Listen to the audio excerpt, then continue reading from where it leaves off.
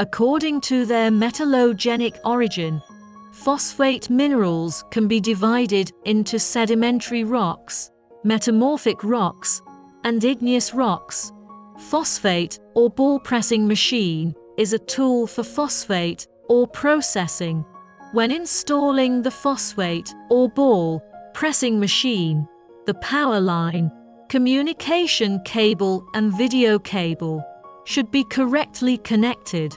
In addition, the following precautions should be paid extra attention to. 1. Power supply. In order to ensure the normal operation of the phosphate or ball press, the power supply should not be lower than the nominal value of the input voltage of TH. 2. Grounding. The grounding of phosphate or ball press is mainly divided into shell grounding and internal electrical grounding. Shell grounding is mainly used to prevent electrostatic accumulation, electrical leakage, etc.